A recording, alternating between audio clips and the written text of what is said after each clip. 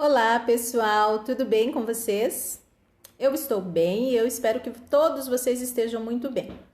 Eu estou aqui com vocês hoje para que a gente possa realizar a explicação, do que nós faremos essa semana na nossa matéria de matemática, tá? Então, essa sequência de atividades, ela sai de uma sequência de atividades voltada para a multiplicação. Então, nós já vimos aí, trabalhamos a construção do número, né? O sistema de numeração decimal, trabalhamos as casas numéricas, as ordens numéricas, né?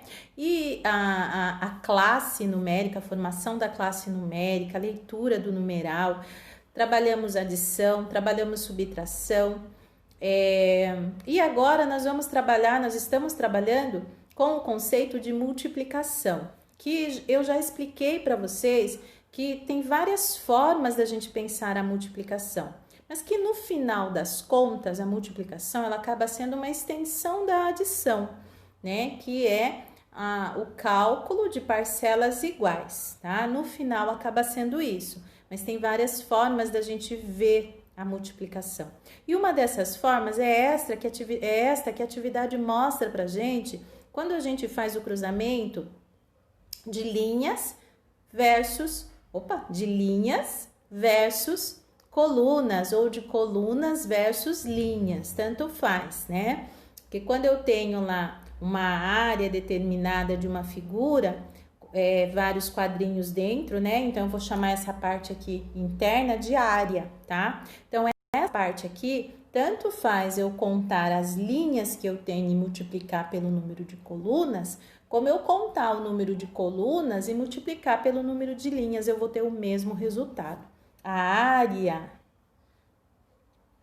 que abrange vai ser a mesma. Isso é uma multiplicação, tá? Então, nós vamos ter lá a figura A, figura B, figura C, D e E. A questão diz assim: na malha quadriculada abaixo, certo número de quadradinhos foi contornado por uma linha vermelha.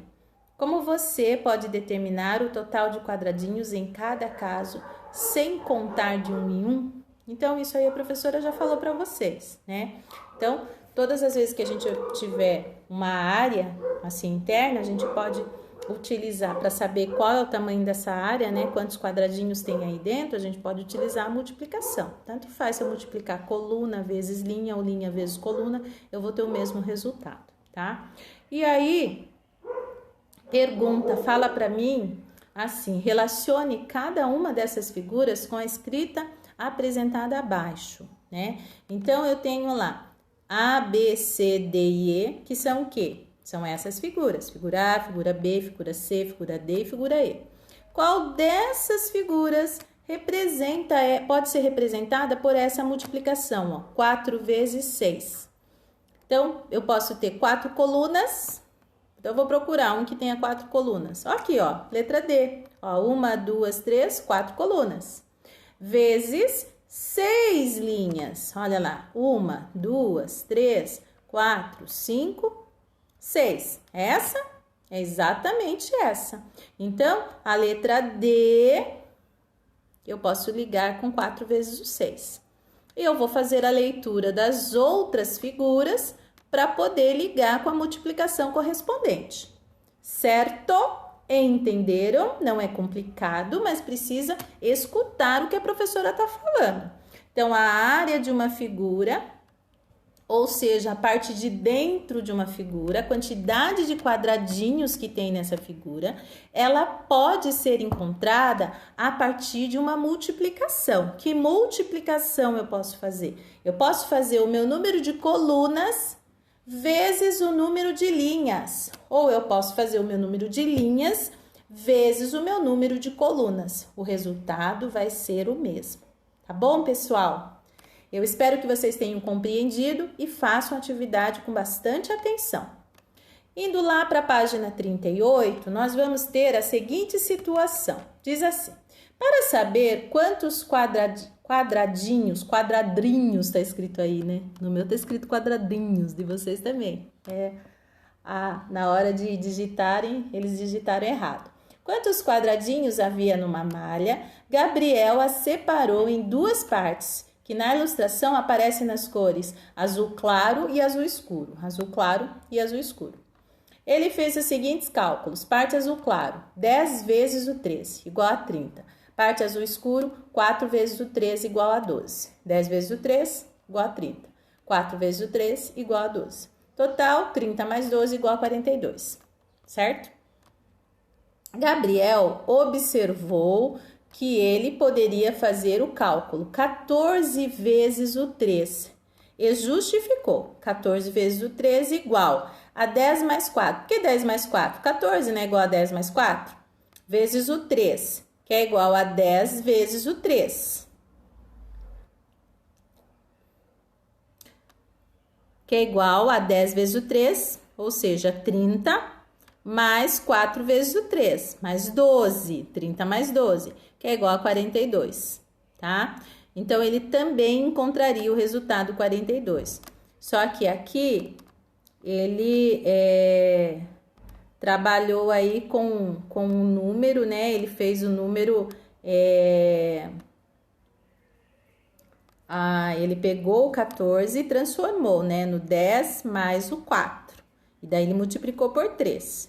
Aí, ele multiplicou 10 vezes o 3, mais 4 vezes o 3. Não pode esquecer do 3, né? Do 4, né? Porque 4 também vezes o 3. Os 2 vezes o 3. Aí, ficou 30 mais 12 igual a 42. Veja outras formas de registro. 10 mais 4 vezes o 3. 3 vezes 4, 12. Mais 3 vezes 10, 30. 30 mais 12 igual a 42.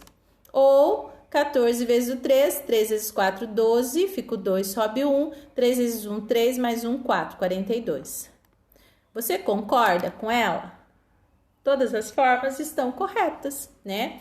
E eu concordo e nós, né, devemos perceber que existem várias formas de eu resolver as multiplicações, né? Então, existem várias formas de eu pensar uma multiplicação. Então, eu preciso começar a utilizar essas formas, por quê? Porque eu preciso ter essa compreensão de que não é só uma forma que eu resolvo.